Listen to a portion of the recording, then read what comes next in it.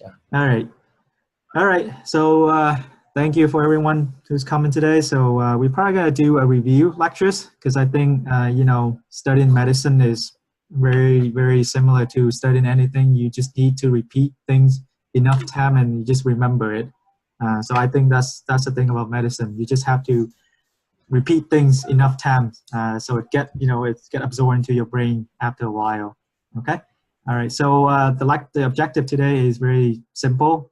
We're just going to review all the lectures in the past. I actually was on the residency interview, so I didn't have a lot of time to prepare the slide. So I didn't get to do the coagulopathy, which is the bleeding disorders.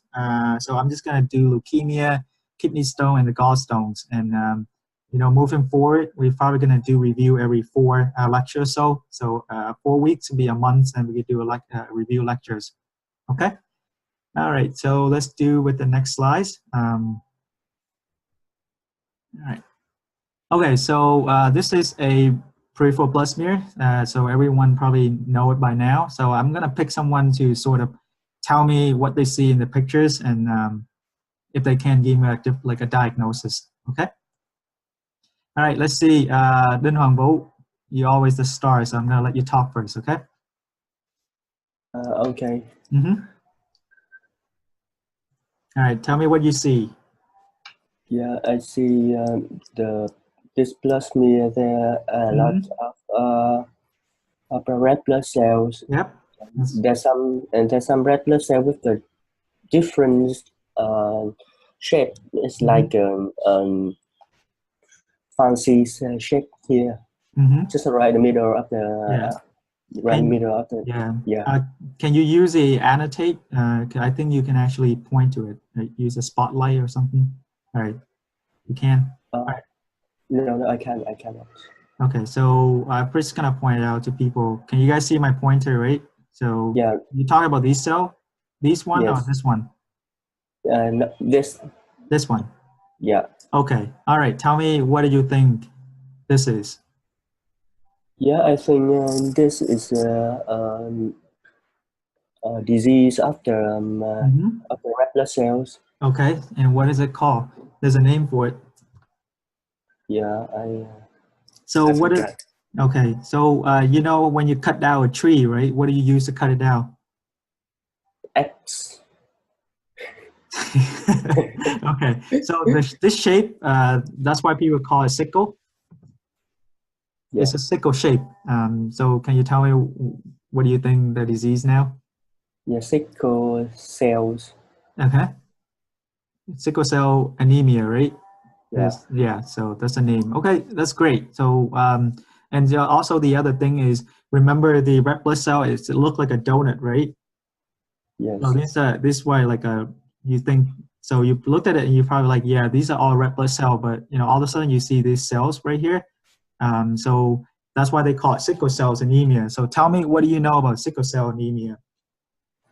Yeah, in sickle cell anemia, it is the disease caused by the mutation of the genes, and it makes the membrane of the red blood cell become unstable, and they change their shape into the fancy shape and easily get stuck in the vessel. Yeah, nice, beautiful. So tell me, is it an auto recessive or is auto dominant? Yeah, I guess the auto recessive. Okay, so it's a recessive disease. Okay, so and what condition do the red blood cell become sickle and get stick together? So what do you tell your patients when they have sickle cell disease? What do you tell them not to do? Under what condition? Under what condition people with sickle cell anemia their blood becomes sickle? Yeah, in the situation they take some medicine, some drugs. Sure, yeah, some medicine can induce your blood become sickle, but more commonly, what do you think? Do you tell your patient to drink more water?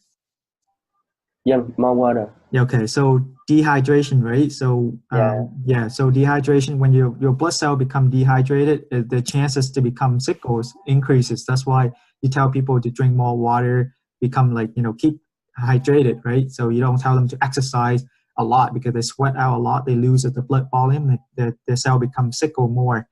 And also there's another, under another condition that the cell becomes sickle, is that when the blood have more oxygen or less oxygen?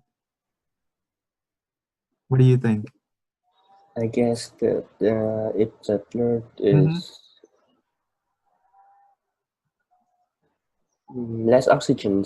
Okay, so the same thing. So if the sickle, it's a cell, red blood cell has less oxygen, they have a higher chance to become sickle. So that's why sometimes people give, you know, the oxygen flow just to keep, you know, enough oxygen in the blood to prevent the cell from become sickling. And what is that drugs that people give, you know, for patients with sickle cell anemia? Yeah, I don't know exactly, but okay. Anyone else know? Yeah. But do you know, okay, so if you don't know the name of the drugs, do you know what drugs or what does it do to people with sickle cell anemia? Yeah, there disease like sickle cells I have met is the G6PD deficiencies, Yeah. and Yeah. So that's the doctor will prescribe a list of antibiotic that patient never have to take it, and one of the most common it is the quinolone. I don't know exactly it will happen in sickle cells. Okay, so let's ask somebody else. Do you guys know what medication people give when someone come in with sickle cell anemia? It's always tested on the test. So I'm going to tell you the drugs, right? So the drugs, how it works is that it stimulates the bone marrow to produce more of the fetal hemoglobin. Does anyone know what's the drug called? EPO? No, that's increase in the red blood cell. So the normal red blood cell. But this one stimulate your blood to produce the fetal hemoglobin. Anyone knows? Have you guys heard of the drug called hydroxyurea? Okay, so I'm gonna put down, okay? So it's called hydroxyurea. So just look it up. How it works is that it stimulates the bone marrow to produce a fetal hemoglobin. So it doesn't sickle like the normal hemoglobin. So it helps, your blood to maintain the red blood cell concentration. All right, so that's great. Thank you. What's your name? I'm sorry. Yeah, Hoàng Vũ. Yeah. All right. So that's really nice. So that's all you need to know about sickle cell anemia. Learn how to know what a sickle cell look like on the peripheral blood smear. Because most likely they will test you by showing you the peripheral blood smear. Okay. And if you do, and also when you do labs, do you think that people will have like a drop in hemoglobin, or is a normal hemoglobin?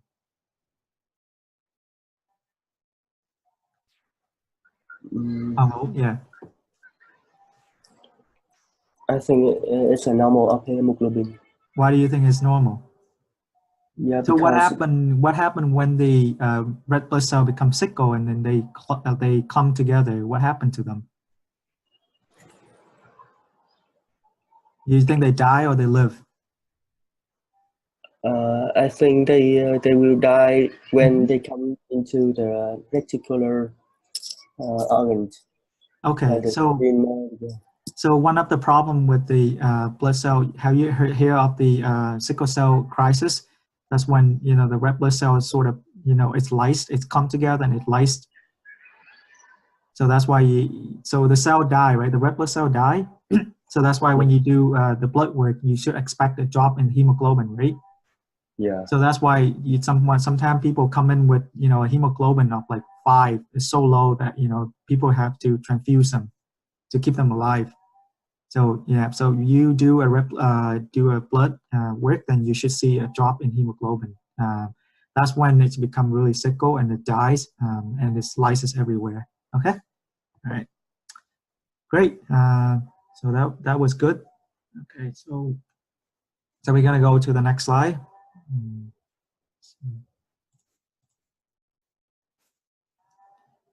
All right, so now so this is just a little bit about, sickle cell anemia. So same thing as autosomal recessive. That means that, some people can remain as a carrier, and it just pass down the recessive genes, and you need two of the recessive genes in order for the disease to become a full-blown. And again, when you do a lab work, you should see anemia. So it's a type of hemolytic anemia. And when you do a peripheral blood smear, you should see this sickle cell characteristic cell on the peripheral blood smear. And in order to manage the acute pain crisis, you hydrate the patient, give them IV fluid, and sometimes when the hemoglobin drop is too low, then you give them transfuse them and give them some blood. All right.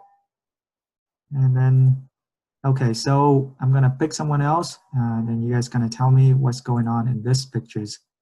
All right, so let's see, Tan Bùi, you want to tell me what's going on in these pictures? What do you see? I see a lot of neutrophils here. Okay, great. How do you know it's neutrophil? I'm very happy that you say it's neutrophil. I mean, when I see it, I see a lot of lobe. Yeah. Of nuclear. So great. Okay. That's absolutely right. So when you see a lot of lobes, you automatically think about, the neutrophils. Okay, so tell me, what do you think? Is he normal neutrophil, or so? What is the nucleus of a normal neutrophil should look like? Let's have a characteristic look. I think we talked about it last time. What letter does it look like? A normal neutrophil. I don't remember the letters, but okay. I remember it has the maximum of 3 lobes. Yeah, so it have remember the U shape, or people call it like a horseshoes. Have you seen what a horseshoe looks like? The thing that they put underneath of the horse. Yeah, so it looks like a U, like an upside down U. So obviously you see this neutrophil, but it doesn't look normal. What do you think? What's wrong with them? I don't know. Okay, so how many lobes should a neutrophil have? 3. Oh, all right, so 3, 4 should be normal, right? And tell me how many lobes can you count in here?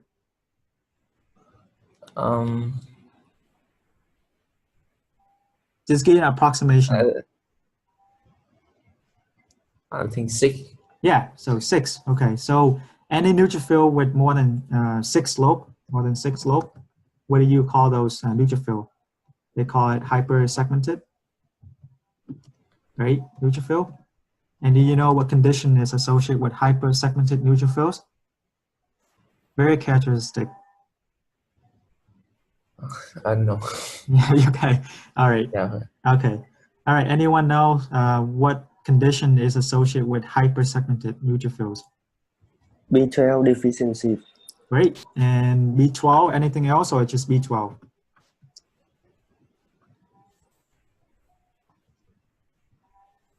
Just B12. So usually they call it, it's called macrocytic anemia.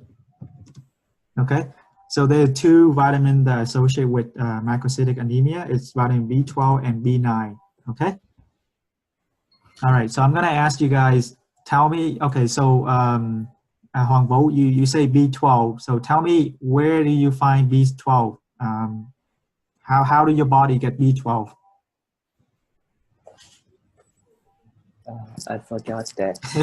Okay. Yeah. Something in the intestine. Okay, yeah. So it is, reabsorbed in the intestine. So the intestine divided into 3 parts, right? The duodenum, the ileum, and the jejunum. So, how do you remember which part absorb what? So where's iron? Where is iron absorbed? So your body divided into duodenum. Duodenum is iron. Jejunum, right? Jejunum, and then ileum. Yeah. Ileum. Okay. How do you remember what absorb what? Duodenum will absorb the iron. Okay, duodenum iron. And then what about jejunum? I don't know. Okay. But maybe B12 is ileum. What if I tell you it start with an F? Folate. Yeah, great. And what about ileum? Yeah, B12. Okay, great. So usually there's a mnemonic that we try to remember this. We call it iron fist,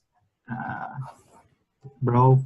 So that's why. So iron starts, stay for iron, and then F stay for fist and bro, which is B12. So that's how the the vitamin is absorbed in your body. So the duodenum absorb the iron, right? Jejunum absorb folate, and ileum absorb B12.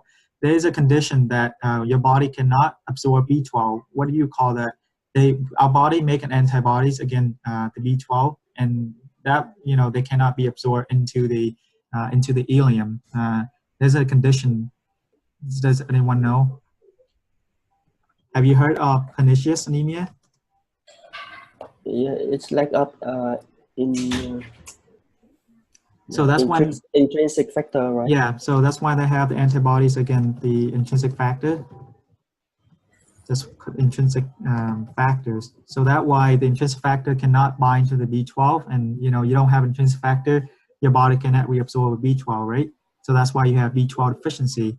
Okay, so I tell you that both B9 and B12 can cause macrocytic anemia. How do you define macrocytic anemia? So the whole class is just me talking, okay? And you guys answer questions. So it's not like a slide that I have before anymore. So this is more of like a review section. All right, so can someone tell me how do you define a macrocytic anemia beside Hoàng Vũ? All right, I'm gonna take Minh. How do you define a macrocytic anemia? In macrocytic anemia, the volume of the red blood cell less than 80. Okay, so there is a marker that can tell us whether it's microcytic versus macrocytic, right? Yeah. What is that marker? When you do the blood work, what do you look at? The volume of the red blood cell. Great, the volume. So they call the MCV, right? Yeah. Yeah. So 80. The normal volume of the red blood cell is what?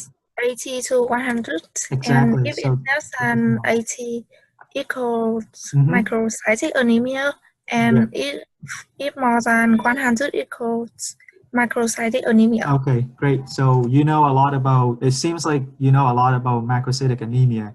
Okay, so tell me, Hoàng Vũ told me that B12 and I told him also B9 can cause macrocytic anemia. So tell me exactly, how do you find B9 and B12?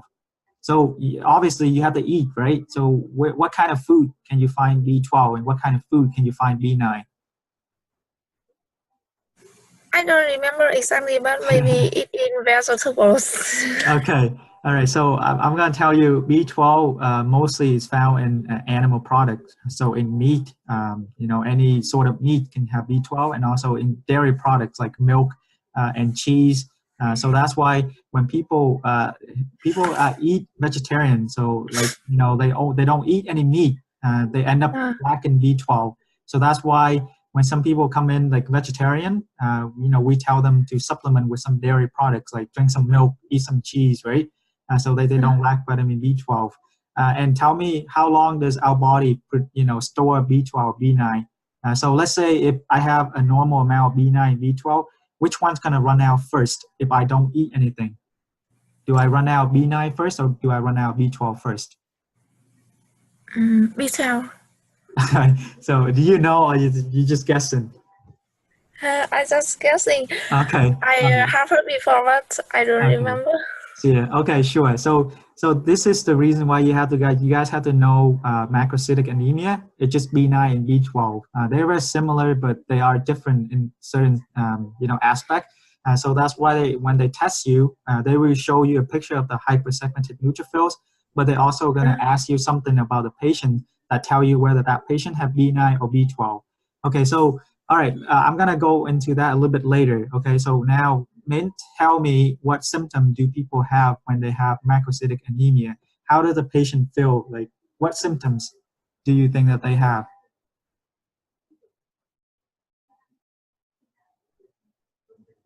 Someone coming with anemia, what do you think they're going to look like? So this is from the book to the patient, right? So one coming with anemia. So what does anemia mean? They don't have enough red blood cells. Exactly. So what do they look like? Maybe they feel dyspnea or easy to get. Sure. Yeah, they could. Yeah, they could do that too. Yep. So when you do a physical exam, what do you look for then? If you think that the patient has macrocytic anemia. I will check the what do you check? Skin and the membrane. Okay, so skin and membrane. So, you know, that could tell you a little bit, but it will not tell you a lot. So have you ever looked under the conjunctiva, like, you know, the eyelid? Yeah. When you pull the patient eyelid down, what do you think it looked like if the patient have anemia? They go less pink. Yeah, so less pink, right? It just pale. So that's why sometimes people, when, you know, they write down pale conjunctiva, that means patient have anemia. So that's why. Yeah. Okay. All right. So sometimes people come in, you know, if the hemoglobin is low enough, they could have dyspnea, right? They have problem breathing, right? Because the blood doesn't carry enough oxygen. But there's one condition that is more specific to vitamin B12 deficiency that is not in vitamin B9. So this is the only thing that would differentiate between B9 and B12 deficiency. What do you think that is?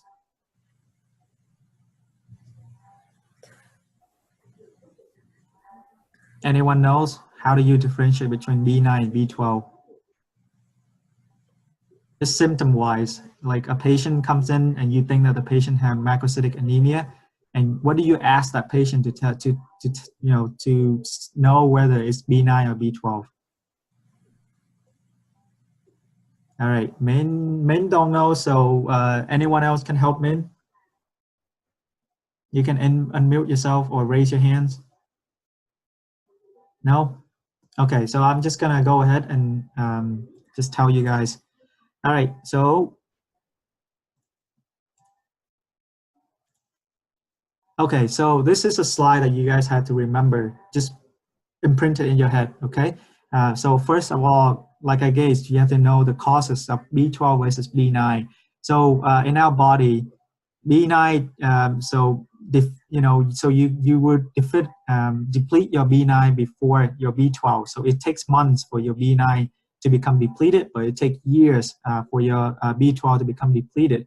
So that's why alcoholic people that drink a lot of alcohol, they can lack B9 and B12 at the same time. But most of the time, they will come in with B9 deficiency before the B12 deficiency. So that's why if step one give you a patient, alcoholic patients, and they have macrocytic anemia, then you have to pick B9 first because that will deplete first before B12.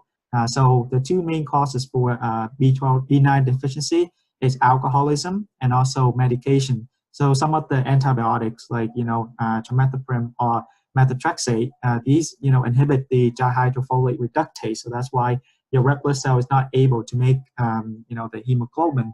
So that's why you have a microcytic anemia. And B12 again is mostly present in animal products and dairy. So that's why people that are vegetarian, people who doesn't eat meat, people who doesn't drink enough milk and dairy products, they end up lacking B12. And another subset of people that lack B12 is pernicious anemia. So these people have antibodies against the intrinsic factors which is needed for your ileum to reabsorb B12. So that's why they end up with the macrocytic anemia. But the only difference that can tell you that the patient have B9 or B12 deficiency is that people with B9 deficiency, they usually have peripheral neuropathy, which doesn't have in B12. So just remember that one. And also when you do the labs, people with vitamin B12 deficiency, they have increase in homocysteine and also methylmalonic acid. But people with B9, they have a normal methylmalonic acid. So how I remember B12 is that, because 12 is, heavier than B9. So that means they have both, they're deficient in both methylmalonic acid and homocysteine. So make sure how to tell the difference between B9 and B12 macrocytic anemia, because they always test this on the test, and it's a free point, so make sure you know them all. Okay, all right, so we're gonna go to the next one. All right, so I'm gonna pick somebody else. Let's see who just came in. So let's see Nguyễn Trà. If you don't know, it's okay. I just want to see how you think. Okay. So Trà Nguyễn. Sorry, I don't know. It's okay. You don't know, but tell me first. What do you see in the pictures? What I'm gonna ask you. What are these cells right here? This one. I'm gonna ask you. What are these cells right here? The red blood cell has a good job. Okay. Unusual shape. It is not it don't have a biconcave shape as normal. So I'm gonna tell you that if these are normal red blood cell, okay? Yeah. So if you see them, you know the shape is round, and then it have like a little dimple in the middle. It's like a donut. So if it look like this, then it's usually normal. Okay. And tell me what these are. What are these? They don't look like cells to me. What are the cells that doesn't look like cell, that look smaller than a red blood cell? Platelet. Yeah, great job. So these are platelets. Okay. You see, you get in there. Okay. So now we're gonna go to the main focus, right? So like any pictures, right? Everything is in the central, usually the focus of the pictures. Okay. Tell me what is these cell? How many nucleus do you think they have? It has one nucleus. Okay, so one nucleus. So if I tell you, and there's another cell, right, that looks like this, and there's one big giant nucleus in the middle, right? And usually the how we describe these cells are, we call it scanned cytoplasm. This is a normal cell. So if a normal cell have a huge, you know, like a big nucleus with a very scanned cytoplasm. So scan means there's very little. Very little. What do you think? What cell am I talking about?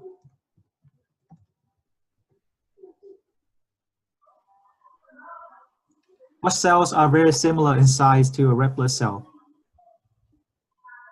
Okay, so I'm gonna give you many choices. It's okay. So I'm gonna give you many choices. So the first thing we read a red blood cell, you look at, peripheral blood smear, we look at the red blood cell, right? That's usually where we started. You look at the red blood cell to see if there's anything wrong with the red blood cells, okay? And then after that, you look at the cells at similar size. So look for cells that have similar size to the red blood cell. And these are usually the lymphocyte, okay? So lymphocyte, usually people call it, you know, with a big nucleus in the middle and a very scanned cytoplasm on the outside. So sometimes all you can see is just a nucleus. So I'm gonna tell you, these are the lymphocyte, okay? And then you're gonna read the question. So we have a 16-year-old female that come in with fever and sore throat, and then she have a huge spleen. And then when you do the blood work, it shows that lymphocytosis means that it just have elevated, you know, white blood cell. And then the peripheral blood smear is shown beside. So what do you think the patient have? Anyone can help out? If you know, just raise your hand so you can help her, okay? So that's how we learn. Thank you. You know, you got the white blood cell and the side of the platelets, correct? All right. So, yeah. All right, Humboldt, what do you think? I think it is an atypical lymphocyte. Okay, so Humboldt is absolutely correct. So we call these atypical. What does atypical mean? Yeah, it's not typical. Okay, good. So atypical means it's not typical, right? So I told you a typical lymphocyte, it have a scanned cytoplasm and it have a huge nucleus. But this lymphocyte is not typical. It have a huge nucleus, but it have really a lot of cytoplasm too. So in what condition do you see atypical lymphocytosis? So it's a very characteristic. So this is called, so what do you call this? Mononucleosis, right? Yeah, so this is called mononucleosis. What is a layman term for this one? What kind of disease? There's a layman term for this one also. Have you heard? HIV. No. Have you heard of called kissing disease? Right? And why do you think that they call it kissing disease? Because it's transmit through the kiss. Okay, so let me ask Ja, okay? Jang Nguyen, have you heard of the mononucleosis? Okay. Have you heard of the disease called mononucleosis? No, I No? don't. Okay, Hoàng Vũ, how do you say mono in Vietnamese? Yeah, I haven't seen the patient with this kind of disease. Just guess. Really? Yeah. You haven't seen one? Okay. All right. I'm sorry. Anyone else know what is mononucleosis in Vietnamese? Anh Bùi, I think you know. I don't know. Yeah, you don't know? Okay. All right. So when you see an atypical lymphocyte, it usually means that it's a mononucleosis. So this is a very characteristic cell on step 1. Okay. You see this one is definitely mononucleosis. And usually the cell that, when you talk about lymphocyte, you talk about B cell and T cell. Okay. But mononucleosis mostly is primarily a B cell disease. So what happened is that you have the EBV virus that kind of infected the B cell, and that's why these cells become atypical and they become, so they call it a reactive lymphocytosis. So sometimes they call this also, they call it reactive lymphocytosis. Okay. So how these patients come in is that usually they come in with a fever and their throat. You can, when you look in the back of their throat, it's a lot of gunk and conch in there. When you do a sort of, blood work, sometimes they will have like elevated liver enzyme, maybe a little bit AKI, but most of the time they have lymphocytosis. So you're thinking about, oh, maybe they have like a bacterial infection, but no, when you look at the peripheral blood smear, all you see is that you don't see a lot of neutrophil. All you see is that this reactive lymphocyte. So this will tell you that the patient have mononucleosis. So a lot of people have they have a splenomegaly, so they have enlarged spleen. So what do you think you should tell the patient when you diagnose a patient with mono? Do you know what's the number one thing that you tell the patient do not do if they have mononucleosis?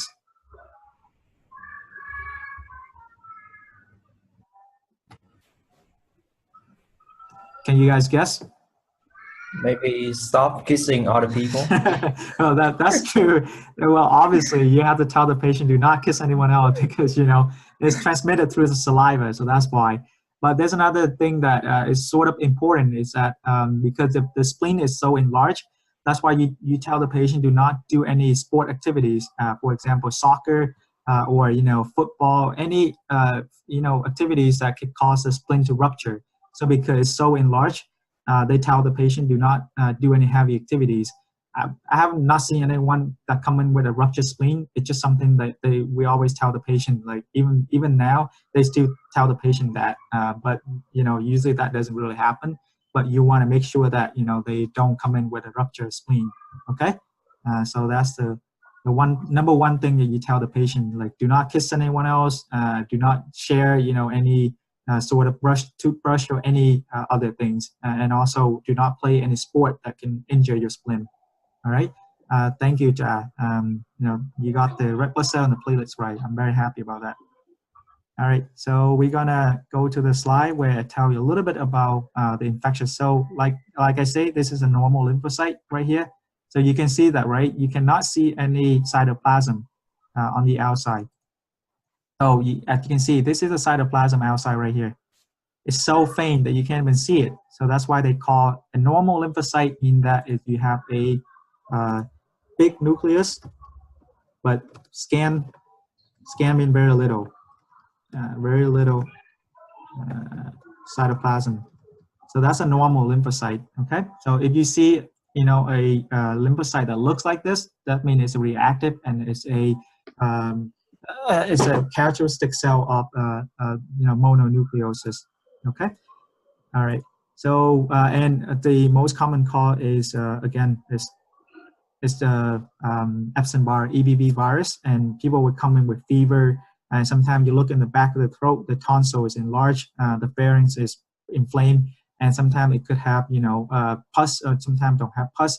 And the difference between mononucleosis versus strep throat is that, you know, for strep throat, you should have anterior, which is in the front, and for mono, you have posterior cervical lymphadenopathy. So you should have like enlarged lymph node, but it's in the back. And sometimes you have fatigue, and sometimes you could have enlarged of the liver and also the spleen.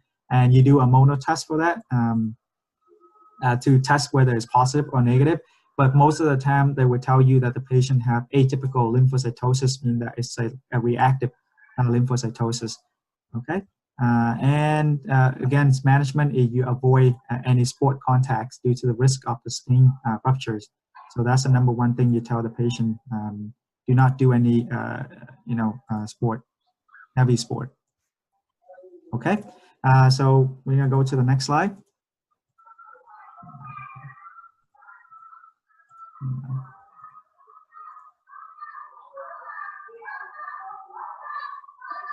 What's going on here?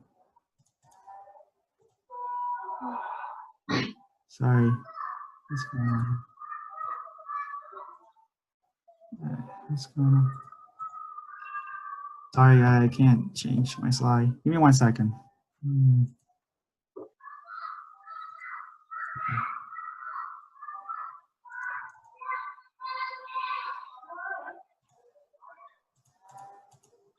Okay, so let's do, so we're gonna do leukemia now, okay? So now we talk a lot about that. So now I wanna know about leukemia.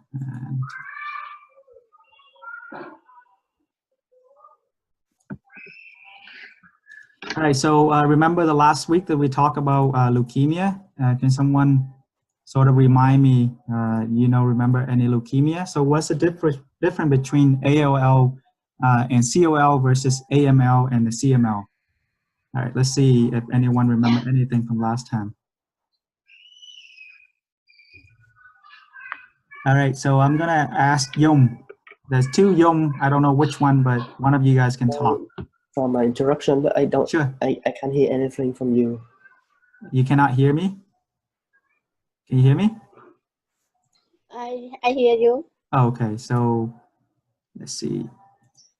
You hear me? Okay, so yeah, check Tanbui, whoever does. Okay. So Yum, tell me, what do you remember about ALL versus CLL? So what's the difference between AML versus ALL? So tell me, what does ALL mean? ALL in a great a very young. Good. Okay. So thank you. Okay. So, A means very young. So okay. So now A means acute, right? C stands for chronic. So we have one is acute, the other one is chronic. Okay. But I'm asking you, what's the difference between ALL versus AML? So what is the difference between the ALL versus AML? You remember what ALL stands for? What is A? So A is acute, and what is LL? Cái là L là lymphoma and M là myeloma. So okay, so the L at the end. ALL of the under. So A, okay, so L is lymphocytic, right? So they're both leukemia. So both ALL and CLL are leukemia. So one we have is acute lymphocytic leukemia, and the other one is you know, acute myelocytic leukemia. Okay, so how? Okay, so thank you. I'm happy that you remember ALL is very young. That's very important. Sometimes all you need to know that the patient is young, that means that ALL is very high on the list. All right, so thank you, Yong. And I want to ask the other Yong or Yong. We have another one. Yong. Yeah. Yes. Okay. It's me. Okay, there's Bo. Okay. All right. All right. So let me ask Tan Bùi. Yes. Tan Bùi. Yes. Okay. Tell me how do you test whether it's a myeloid versus lymphoid? How do I know it's ALL versus AML? What's the test marker that I use? I don't know. Okay, so lymphoid. What does lymphoid mean? It's lymphocyte, right? Yeah, lymphocyte. Okay, so what lymphocyte are we talking about? When I tell you lymphocyte, what do you think about? The two type of lymphocyte. Yeah. B cell, T cell. Great, thank you. So B versus T cell, okay? All right, and when I talk about myeloid, what do you guys think about? What cell? Neutrophil. Thank you. Neutrophil. All right, great job. I'm very happy. So neutrophil and lymphocyte, right? So there is an enzyme that we test for neutrophil. We call it it started with an M. Myeloid PO. Okay, so you guys have to remember this, okay? Myeloid peroxidase. So this is a test marker for the myeloid, which is neutrophil, okay? So if you do this test and MPO is positive, that means it's a myeloid. So that means it's AML. So if it is MPO positive, then this is a either AML or CML, okay? Yes. But if this, how do you test for lymphocyte then? What marker do you do? MPO. No, MPO is neutrophils. DGT. Okay, great. Thank you. So I see. So you actually remember the lecture. So TDT is positive. That means it's a lymphocyte. Okay. So this means this is ALL or COL. Okay. So great job. Okay. So how do you tell where's a B cell versus T cell markers? How do you know it's T cell or B cell? So B cell. So you remember HIV? What marker are we talking about when we talk about HIV? B cell. HIV. Remember HIV? All right. So I'm gonna have Mai. You want to help us out? Hello. Can you help us out? So how do you test for T cell? What surface marker? You know when people have CD4, CD8. Good. CD4, CD8. Yeah, CD4, CD8. Sometimes you can do CD3. Anything that under 10. Less than 8. Yeah, that's fine. 10 less than 8 is fine. Okay. Yeah. So see, that's all I need to remember. So T cell, I remember HIV, CD4, CD8, right? So anything between that is T cell, and anything that above it is B cell. So usually CD 20 is a big marker for B cell. So that's all you need to remember. You don't try to memorize everything. So that's how you remember it. Great. So I'm very happy that you tell me about ALL. If you test for TDT and it's positive, that means it's either ALL versus COL, right? So now tell me, how do you differentiate between ALL and COL? How do you tell if a patient comes in? What do you find in ALL and COL? So I think Yom earlier say ALL is very young person, right? That's absolutely correct. So anyone's coming under 10 years old, you think about ALL. So what about COL? I want to know the characteristic. Okay, so Mai, want to tell me about ALL? What do you remember ALL? ALL is acute lymphoma. Yeah. Okay. Okay. It's fine. ALL is in very young patient. Less than 10. Young children. And it's immature lymphocyte, while CLL is mature lymphocyte. Okay. And what genetic disease are associated with ALL? It's Down syndrome. Cool. So remember, all children fall down, right? Children fall down. Okay, so remember that. So in young children, and they have ALL. So fall means it's ALL. Okay, so ALL. And okay, so Down means Down syndrome. Great. All right.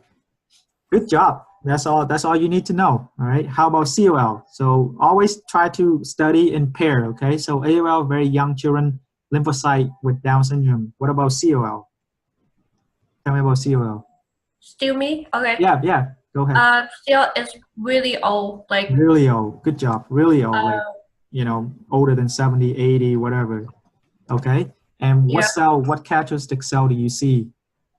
Some have ink like smudge lymphocyte.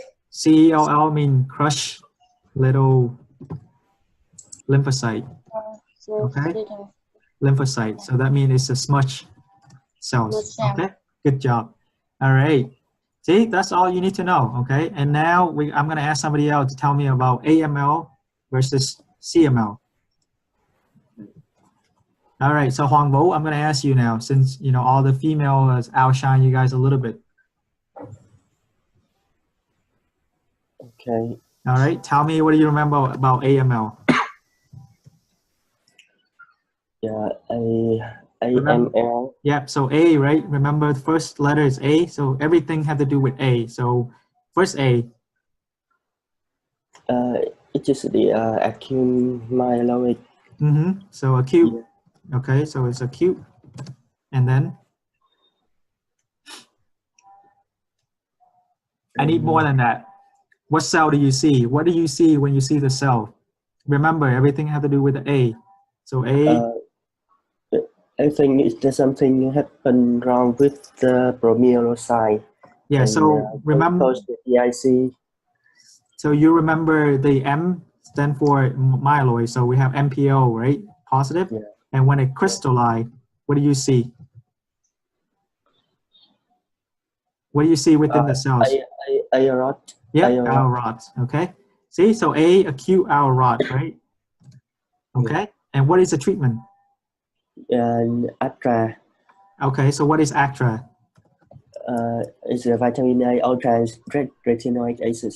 Exactly. So remember, see that's why I choose AML. So it's an A.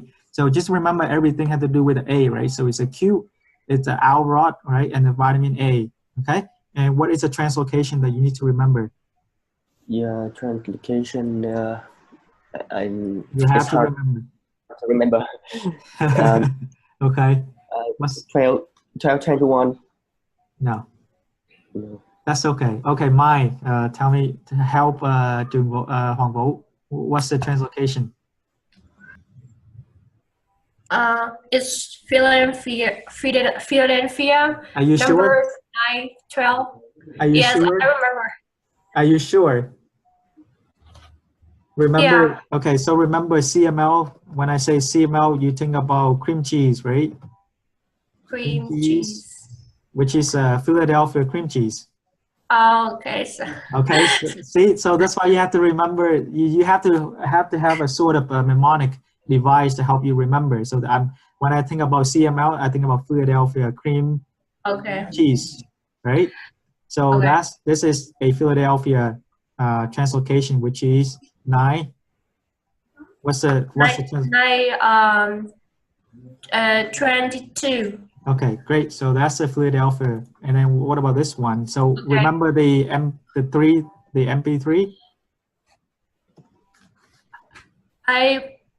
M3. So it's 15 and great. 17. So, yep. So 15/17. Okay. So you guys have to remember this. Okay. I know there's not much to remember, but this is all you have to remember for these things. So you don't have to study everything, but you have to study the correct things. Okay. So it's dividing translocations, and then it's an M3. M3 is associated with DIC because all the cells, they kind of cluster together and it forms increasing coagulation. So that's why one of the complications for the AML type 3 is DIC. All right, so now since you talk about CML, the cream cheese Philadelphia, all right, tell me, what do you know about CML? What is the main treatment for CML? You have to know this. You have to know this one because it's a very characteristic treatment. Just like the AML is the vitamin A, the same thing for CML. So what is the protein, the fusion protein that causes CML? So the translocation called a CML and what? The fusion between two proteins. Anyone know? What's the proteins? No, I don't remember. All right. BCR-ABL. Good. So BCR, what is BCR stand for? Yeah. This is the protein made by the translocation from the chromosome 19. I know, but what is the BCR stand for, Hongbo? I told you guys this last time. So what's BCR? It's a B cell receptor, okay? That's what I stand for, B cell receptor. And ABL is sort of like a checkpoint proteins. So that's why you have the transfusion of these two. It causes this to continue churning out these B cell receptors. Okay, so now you have a fusion protein. So what is the treatment then? Tyrosine kinase. Yep, so it's a tyrosine kinase inhibitor. So there's a name for it. You have to remember. Imatinib. Yep, so imatinib. Okay, so I don't need you guys to know everything, but this is what you have to know for each one of them. Just very short little things, but it's a characteristic that they're going to test you. So, you know, for again, the age, for ALL, you need to know it's very young children. For CLL, it's really old. And then for AML, you need to know that about the owl rot, about vitamin A and the translocation. Same thing for CML. You need to know the translocation, and you need to know the treatment for it is a tyrosine inhibitors. Okay. All right, thank you. All right, let's move on.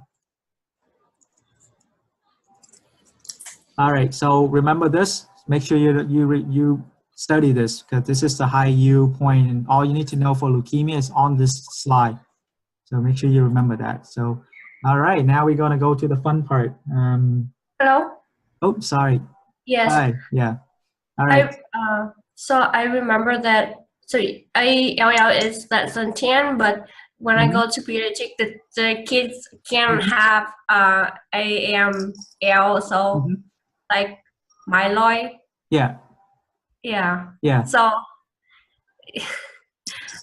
I don't know. I mean, like, you just tell that less than 10, but the kids actually can have myeloid.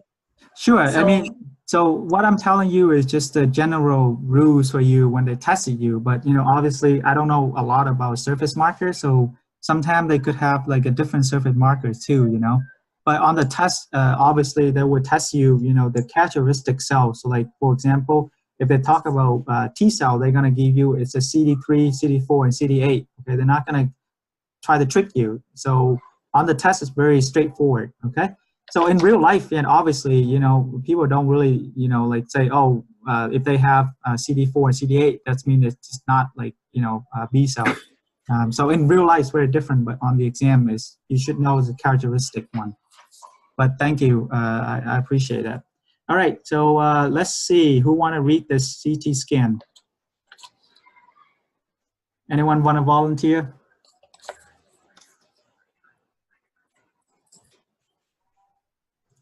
All right, so I'm gonna pick since no one volunteer, okay? So, all right, Mai, you wanna volunteer? Sure. All right, tell me, what do you see on the CT scan? hello. This is CT scan that I see. That I see somewhere a stone. Where? Stone. Which? Yes. Which? On the left side. Okay, so which one is the left side? This one? This one is the left side? Yes, this is the left side. Great, okay, so this one is the right side. Okay, so you're right, I see a stone right here. And then I also see a stone right here. Yeah, what is this? Why is this light up? What? What are these that I circle? Why is it light up right there? Why is it bright? Calci, it's like scalar. There's a name. Okay, I'm gonna type it out for you, okay? Okay, yes. Okay. Sclerosis, something like that? Yep, so atherosclerosis, okay? So just say it. Sclerosis. Yeah, sclerosis, atherosclerosis, okay? So you're right. So this is just calcified, you know, aorta. All right, so a lot of old people, you see it all the time. All right, so thank you. You're absolutely right. So these are the kidney stone that you can see over here. All right, so okay.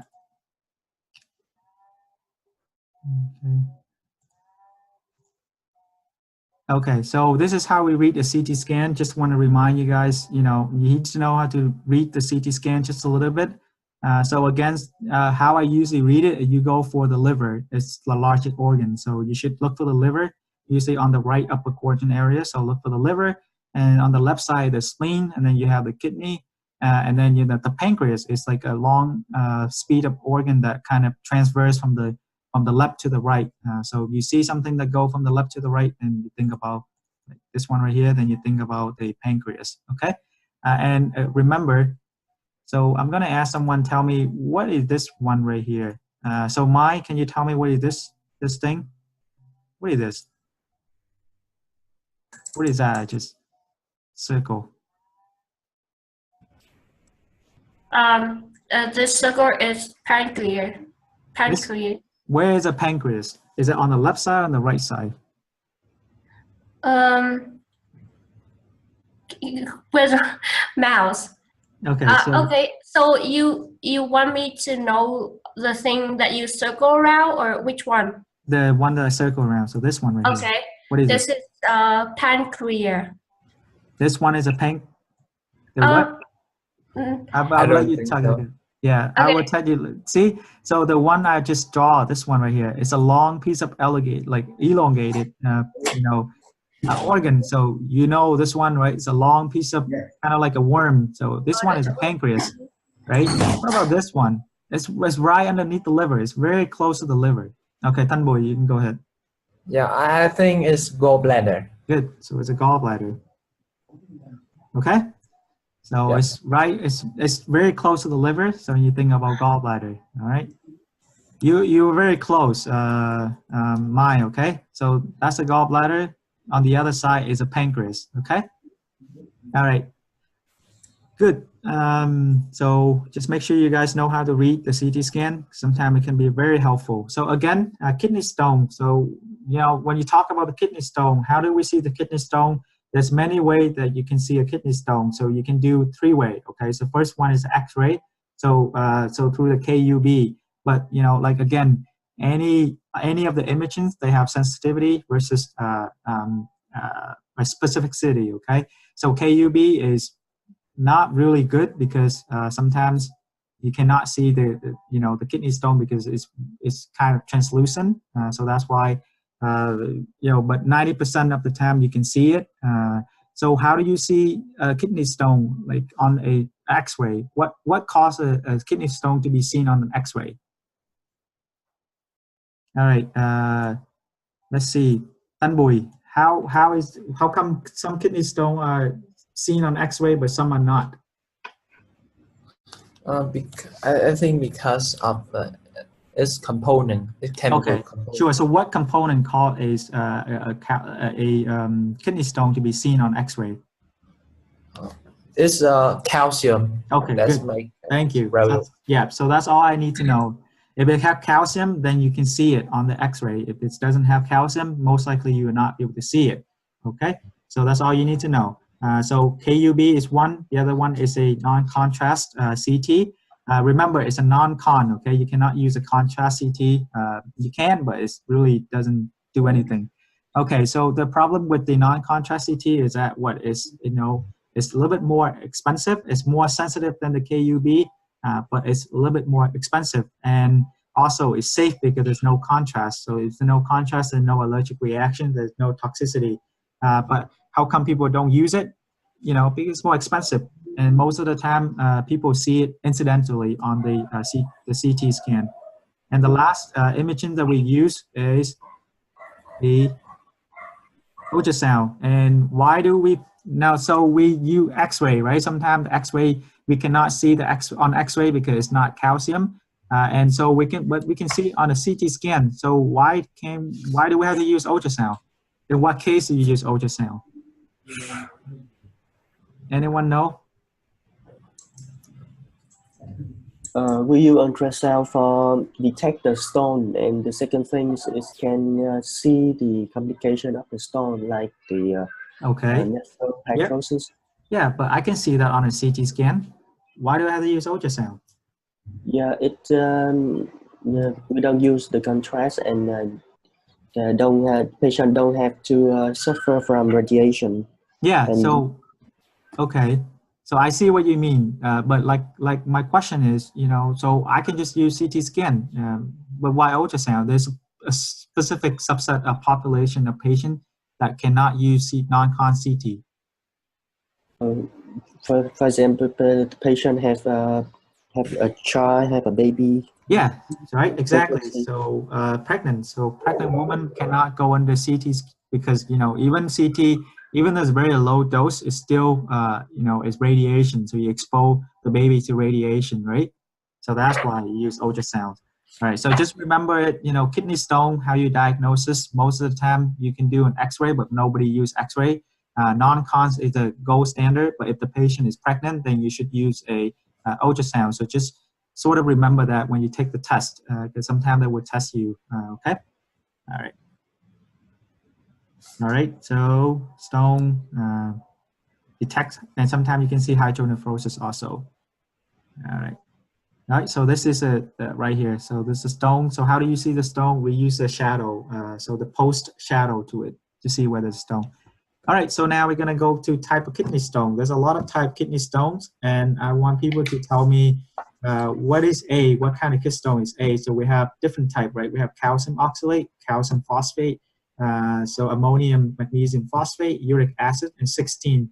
So you need to know which kind of condition associate which type of stone, okay? So I just list all the, you know, common problem that you see with each type of stone, but most of the time they would test you on the shape and also the pH. So that's how I kind of, you know, differentiate between different type kidney stone by shape and the pH. All right, so now I'm gonna ask Tan Bùi, what do you think A is? What kind of stone you think A? It's calcium. Yeah. Yeah. Two type of calcium. Remember the calcium oxalate and phosphate. What if I tell you, you see an X, okay, on this one? What do you think? Which one is it? Is it calcium oxalate or calcium phosphate? There's an X. Which one? X. So it's octahedron. So X. So it's calcium oxalate. Okay. So remember X oxalate. Remember X oxalate have the X in it. See, phosphate doesn't have an X. Okay. So always try to think of little things that help you to remember. So calcium oxalate. Again, oxalate. I mean octahydrate, okay? Octahydrate. It's like eight side, eight side. But remember the X too, okay? That's the other way that you remember it. It's the X oxalate. You have an X in the middle. All right. So I'm gonna pick main. Tell me B. What is B?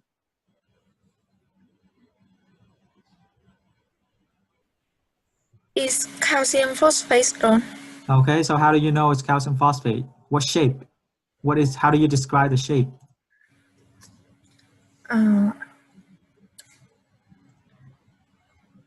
So sometimes people call it a coffin lid. Okay.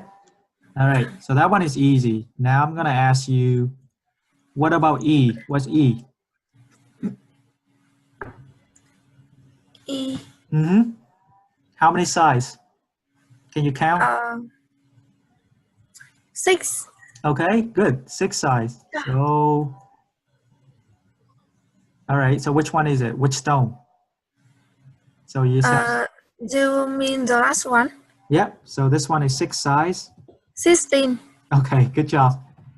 Great. That's all I need to know. Okay, so 6 sides and 16. And is it low pH or high pH? It's low pH. Okay. How do you remember? Is it low or high? Anything with a 6, like acid, right? Like acid, 6. Okay, so it's low. All right. What about E? What about D? D. What about D? D. Tell me what D is. Uric acid. Okay, so this is uric acid. And is it low or high pH? Low pH. Low pH. Okay, because an acid, right? Yeah. Right. Okay. So this is a kidney stone. So what if I tell you the patient have gout, and then I just tap, you know, the joint? What crystal do I see?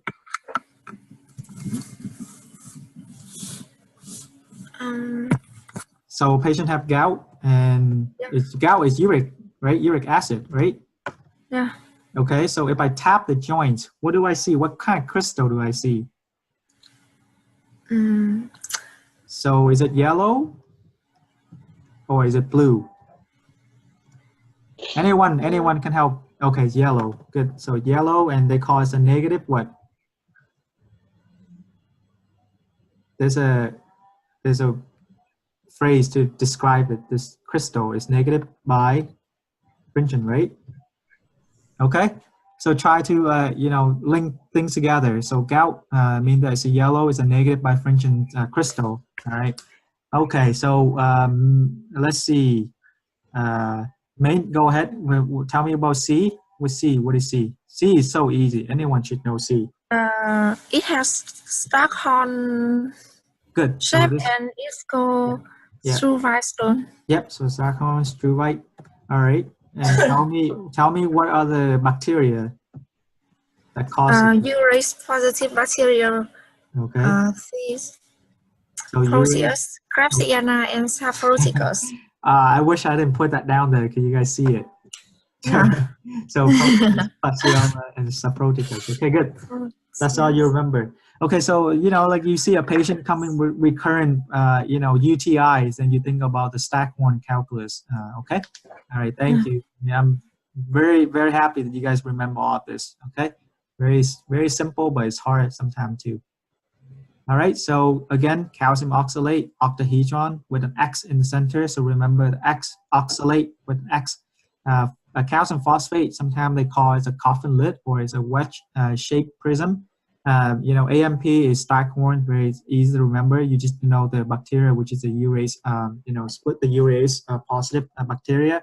And again, you have to know D and E, which is uric acid, low pH. 16 is low pH. So 16 is 6 size. So just remember that it's hexagonal. All right, so prevention of nephrology of the kidneys. So again, you need to know this. Okay, so diet. So again, you have to increase the fluids, right? So because you increase the fluid, means that you increase the amount of urine that you make. That means that you lower down the concentration of the calcium and oxalate in the urine. And someone tell me why do you have to reduce sodium intake to prevent kidney stone? Explain the mechanism. How to reduce sodium helps with calcium oxalate or calcium stones. All right, so I'm gonna ask Yum, do you know? Yeah. Do you know why? Reduce sodium. Why do reduce sodium cause decrease the chance to form kidney stone? Yes, because in sodium and calcium. So when tubules absorb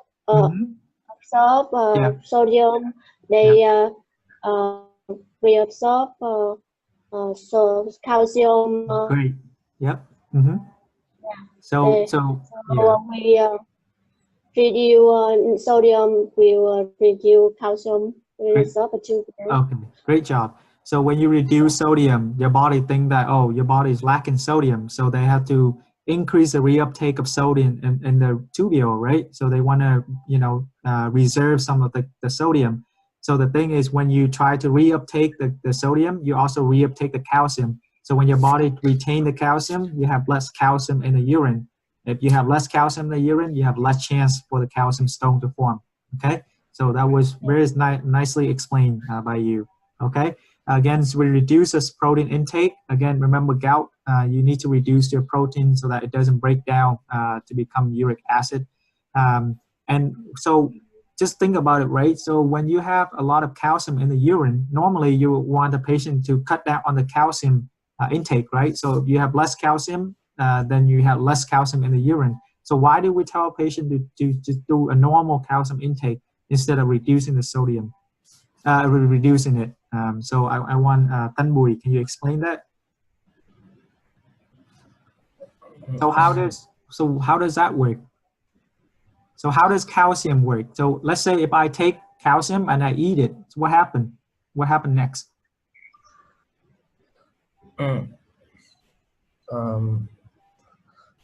Sorry, can you? Okay, so let's say if I take like a chunk of calcium and I just eat it. So what happened in the gut? I want to know, how does calcium, when you eat it, have to do anything with the urine? So how does calcium in eating calcium have to do with the calcium in your urine? Let's say if I take a chunk of calcium, let's say I take a lot of, crabs, right? Like crab shells, and I eat it, right? Crab shells have a lot of calcium. So what happened next to the calcium? Where does it go? It goes to the gut. And go to the gut. And what happened in the gut? And it's just moved to the blood. We absorb it. Yeah, exactly. And then our renal system will secrete it into our urine. Exactly. All right. So how does oxalate have anything to do with calcium?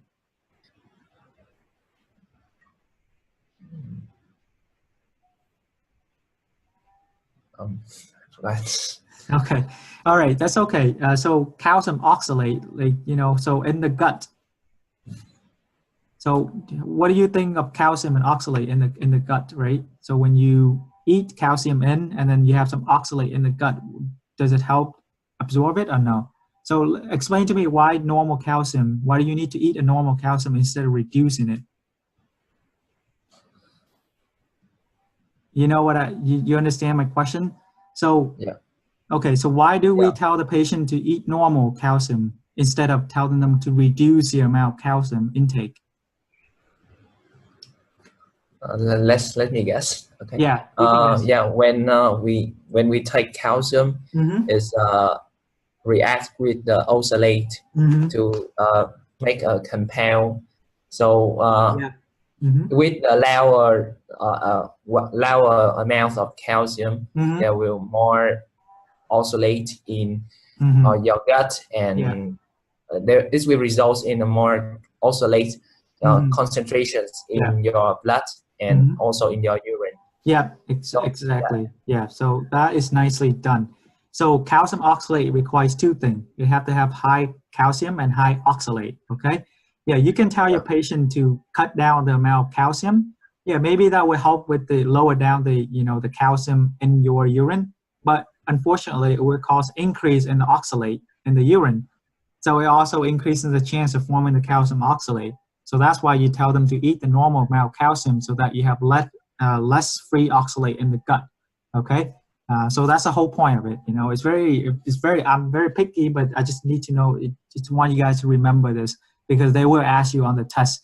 The test always asks you about the diet. Like, should they take low calcium, normal calcium, just they increase in the citrate or they decrease the citrate. So that sort of thing, okay? So again, remember, reduce oxalate in your diet, but keep the calcium normal. So remember that, and also increase in citrate. So when I think of citrate, I think about more citrate, mean that is less calcium, okay? So that's just how I remember it. So, but remember the diet part of this, because they always test you on that one. All right, so I think you guys are pretty good with the kidney stone. That's very nicely, okay? So now, Tanboy, tell me, what do you see in the CT scan? What is going on in the CT scan? I can see a quite large renal stone in the right side. On the right side? Okay, which one? Okay, is it the right side? This one? Is this right? Yes. Yeah. This. Okay, and you see this is this is a stone? Yeah, I think so. Okay, and you tell me what kind of stone is it? It's have to be calcium. Okay, great. So it's calcium. Yeah. But you tell me it's a kidney stone, right? So you think this is a kidney? Or no? Does it look like a kidney? No, it's not. It's not kidney. Okay. Yeah. So what is an organ that very close to the liver? Yeah, it's a gallbladder. Okay, so it's a gallbladder. Good. Yeah, so it's a pigment stone. Yeah, so it's a gallbladder. All right. Yeah. So this is a gallstone. Yeah. Okay, so why is a gallbladder? Is a gallbladder usually that big?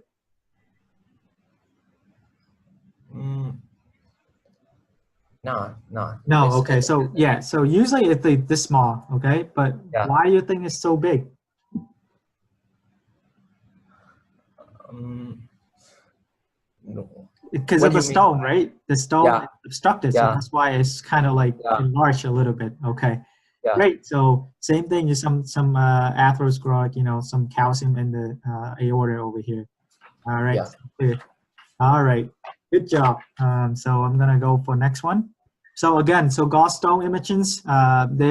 So what is the gold standard for diagnosing the gallstone? Most of people do right upper quadrant ultrasound because it's a lot easier and faster. You can do abdominal CT, but again, right upper quadrant ultrasound is a gold standard. And MRCP versus ERCP. Can someone tell me what's the difference between MRCP and versus ERCP? Why do we have to do ERCP and not MRCP? What's the difference between them? So I'm gonna write it out. MRCP, what does it stand for? And ERCP. All right. Who knows? Want to raise your hands? All right. So I'm gonna pick Nguyễn Trà. Do you know what's the MRCP stand for? What's the M stand for? I just need to know the M. All right, so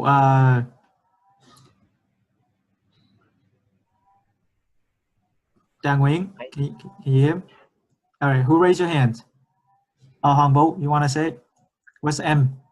M is magnet. Okay, magnetic. Yeah, so magnetic. What's the other imaging that use magnetic? We use the contrast. MRI? And the MRI. Yeah. We use contrast and reconstruct the biliary structure. Yeah. What about E? ERCP. What E stand for? Endoscopic. Endoscopic. Okay. So tell me what's the difference between the two? Why do we do one, not the other one? Because endoscopic. Yeah.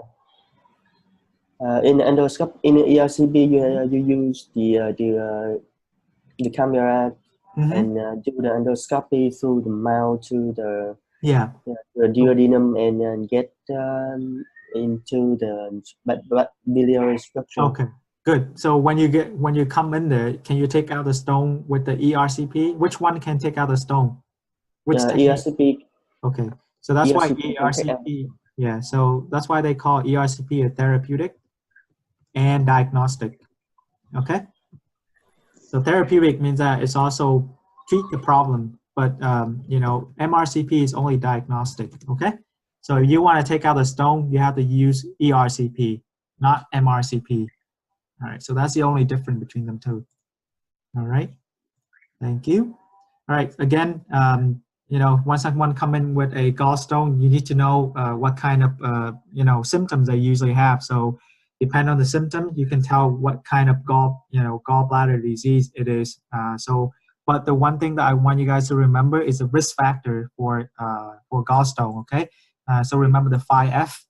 So fat, fertile, female, 40, and fibrates, which is one of the drugs that can cause the gallstone. Okay. So just remember those fat, female, fertile, 40. So when you see on the test, just make sure that when someone have a gallstone, most likely they will have a few of these characteristics. Okay. All right. So gallstone disorders. Now we're gonna go to the fun. Okay. Tell me. Let's see. Jung. Tell me what's cholelithiasis. What does cholelithiasis mean? Cholelithiasis will cholelithiasis. Okay, so what is chole? Gallstone. Okay, so chole is bile, right? Chole means bile. Okay, so lithiasis means a stone. Okay. Yes. All right. So what symptom do you expect when a patient have cholelithiasis? What kind of symptoms? Symptom colic pain. Okay. Okay, so dry uterus. Yep, so colic Colicky. So people call it colicky. So what is colicky? What does colicky means? It's Is it like constant pain or it comes and go? years come and years ago. Yeah, so comes and goes. So that's why they call it colicky. Okay, colicky, and it's right upper quadrant pain. And usually, when do the patient have the pain? After they eat, before they eat, at nighttime, during the day? What do you think? After eat a fat meal. Yeah, so after eating fatty meal. Good. All right. And when you do physical exam, do you expect to find anything on the physical exam? In the evening after. So they have some right upper quadrant pain, right? Right? Yeah. Okay. What about when you do a blood work? Do you expect to see anything? Expect anything? Yeah. When you do blood work, if you draw the blood and you do a test, do you expect to see anything? Will be normal. Mm-hmm. Yeah. Pretty much everything is normal, right? Yeah, everything normal. Everything is normal. So yeah. So this one. Yeah. So normal labs. Okay. Normal lab. Good. Yeah. Great. Thank you. That was very nice. Okay. And now I want Main. Tell me what does it mean? Cholecystitis. It is stone in the gallbladder. Well, you know, the stone in the gallbladder could also mean cholelithiasis. But okay, let me break it down. Cholecystitis. What does that mean? Chole is bile. Cyst is gallbladder. It's the inflammation of the gallbladder.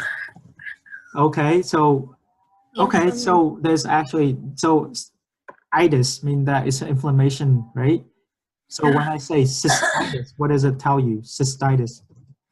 Do you remember cystic duct? No. Cystitis is inflammation of the bladder. So cholecystitis means the inflammation of the bladder, but what I'm trying to tell you is that the position of the stone, where is the stone? In this situation, the stone often. So let's draw it out. So this is a gallbladder. Viaduct. Okay, so let's do it down. Okay, so this is a viaduct. I mean, this is a gallstone, right? And this is the liver. All right, let's draw it out. Okay, so there's a duct that go from the gallbladder. Yeah.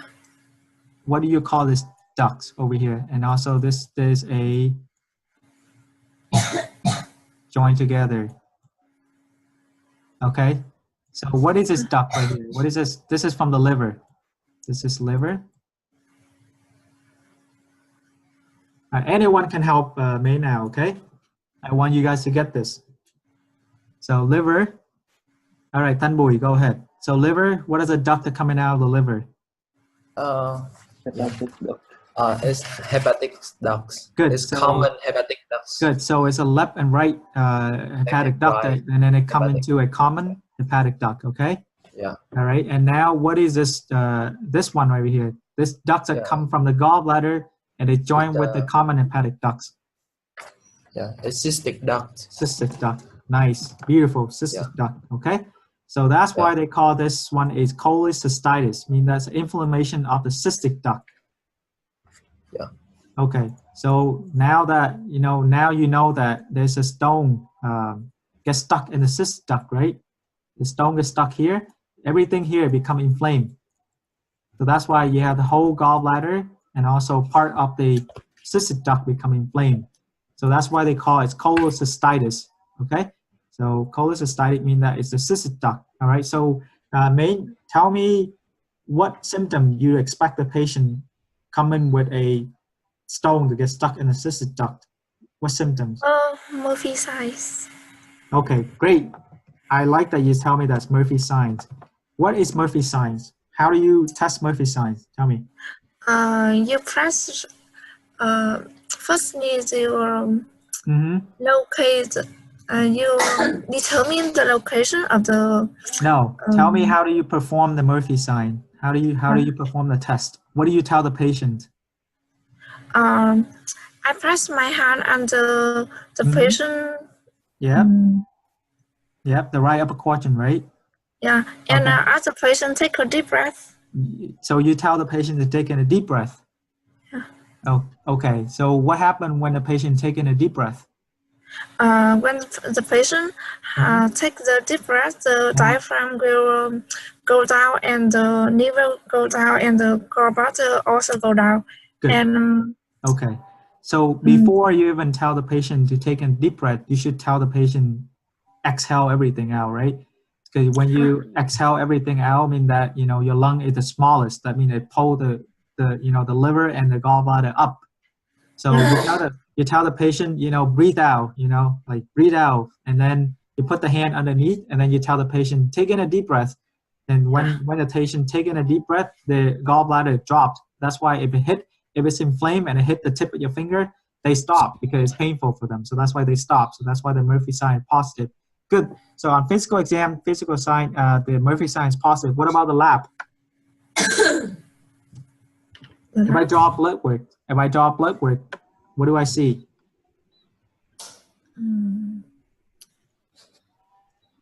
What do I see? Bilirubin. You think the stone is in the cystic duct? It's not in the common bile duct yet. So you see inflamed, right? Inflammation. Then you see like a little bit elevated. White blood cell. Yeah, white blood cell. A little bit, It's not like a lot. It's just a little bit of elevated white blood cell, but everything else should be normal. Okay. All right. Good job. Now I'm gonna ask somebody to tell me about choledocholithiasis. So let's see. Mai, can you tell me about?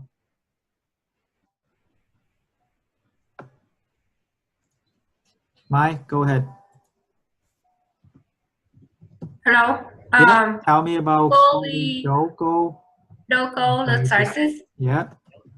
All right. So I'm gonna break it down. Okay. Choledochol. What does that mean? Chole mean a. I don't know why my computer is strange. Okay. It's a stone. Chole by stone in the common bile duct. Thank you. Beautiful. So this is all I need. Just it's a stone in the common bile duct. Okay. That's all it means. Okay. So when the stone go from the cystic duct, right? It passes through this one and it go down here. So this one is a common bile duct. So this one is no longer in the cystic duct. It's in the common bile duct. So what symptom would you expect the patient to have if it would come to the common bile duct? Okay, so they will have colicky pain. Well, you think it's colicky or it's more constant? It could have both. They could have both. Yes. But, okay, so right upper quadrant pain. Okay, what else? Yeah, and the yellow jaundice. Jaundice. Okay, good. And if they got infection, got fever.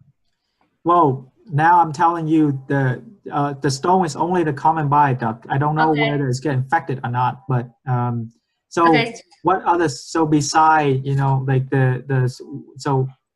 beside the physical exam, I'm talking about the labs. What do you expect to see in the labs? Okay, in the lab, gonna have increased bilirubin. Good. Okay.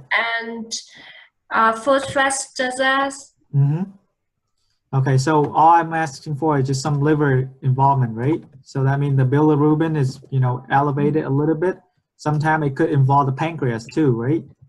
So could be. So you could have like elevated pancreas enzyme a little bit. But the only difference between choledocholithiasis and cholecystitis that now you have the liver involvement. Okay, so look for like jaundice, elevated bilirubin, anything that had to do with the liver, then you think about cholelithiasis, okay? Because since you talk about the cholelithiasis and you say infection, what is the next step, right? So if the stone gets stuck here and it get infected, now you have ascending cholangitis, right? Right, Mai? Yes. Yeah, so if you have a stone get stuck here, then now you end up with ascending cholangitis, right? So how do you treat it? With ascending cholangitis, Yeah. You have to do ERCP. Good, ERCP, okay. So again, you know, ascending cholangitis, it means that infection with the cholelithiasis, okay? So yeah, cholelithiasis means just inflammation, but cholangitis also means infection, okay? So now tell me what other the characteristic, the triads. You remember the triad? It's chocolate. Good, yeah, great. So they call it the chocolate triad. And penta. So yeah, so tell me the chocolate triad. So you say right upper quadrant? Yes, fever and jaundice. Yeah, jaundice, fever. And now you have, plus the pentest, we have the renal. We call the renal pentest. And also the mental. So yeah, so it's mental status. And hypotension. Okay, so when shock. Yeah, so that's kind of like sepsis, right? So that's why you have the patient come in like this. You send them down to ERCP so they can take the stone out to release everything that get backed up in the back. Okay, nice. Thank you, Mai. That was very nice. All right, now I'm gonna pick Hoàng Vũ. Tell me about gallstone ileus. What is gallstone ileus?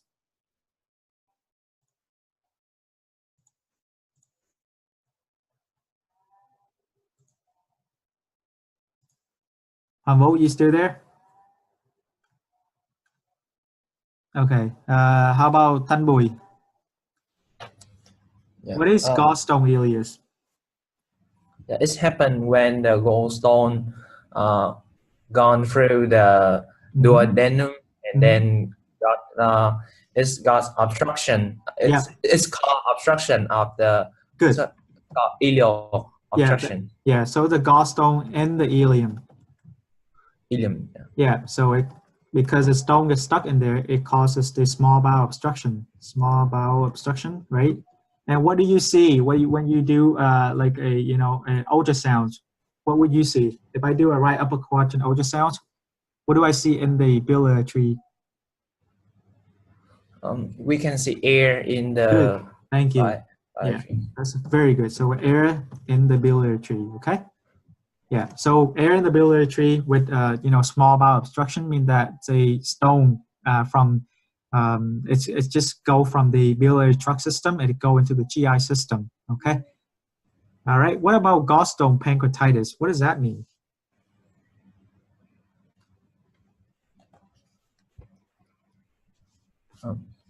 Thanh Bùi, what does that mean? Yeah. What does that mean? Yeah. It's me recording.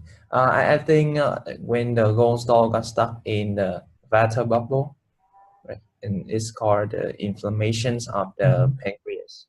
Yeah. It's called obstruction of the duct, the pancreatic ducts, and okay, so you remember the mnemonic for causes of gallstones of pancreatitis? So pancreatitis. You remember the mnemonic for the causes? I guess smash. No. You don't remember it? What eyes? Eyes. I mean idiopathic, right? What G? So I guess smash means that G. So I means idiopathic. Idiopathic means there's no cause, right? And then G means it's gallstone. Okay. And then what's E? What's the most common cause for of pancreatitis? Alcohol. Alcohol. Yeah, so this is alcohol. Okay.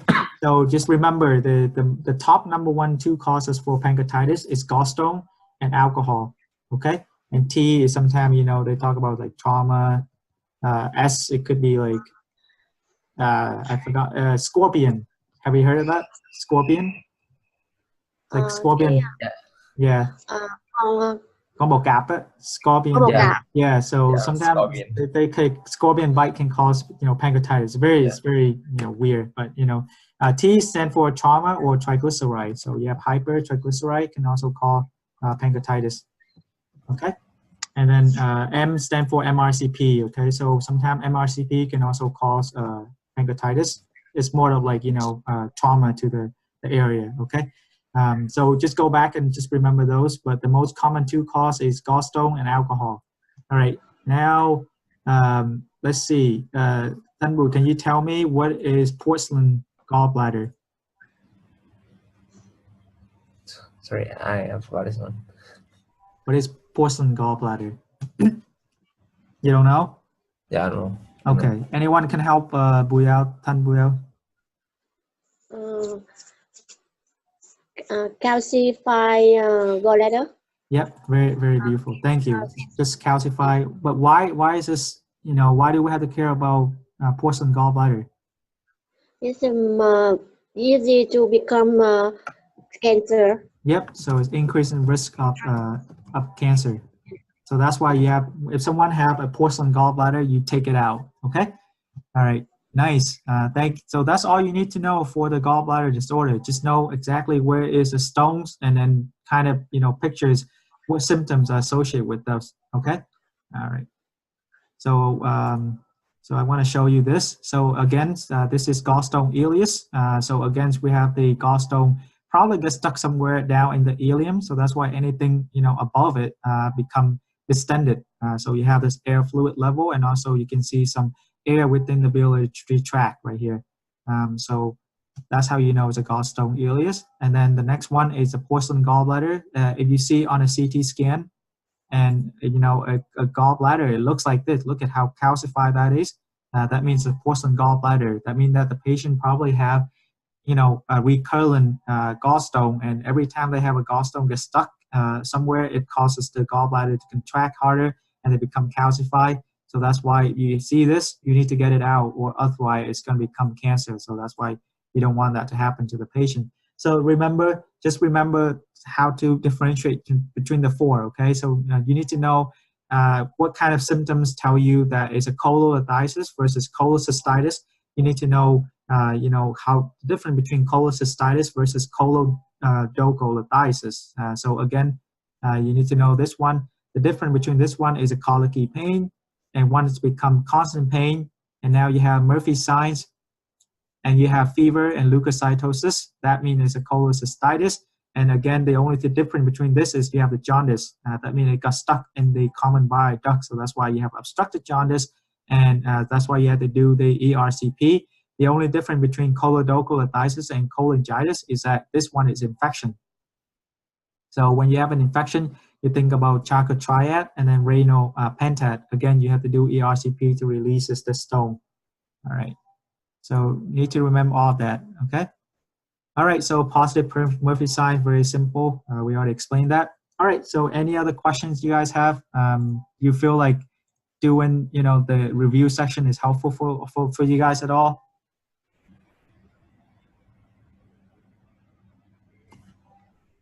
Anyone have any questions?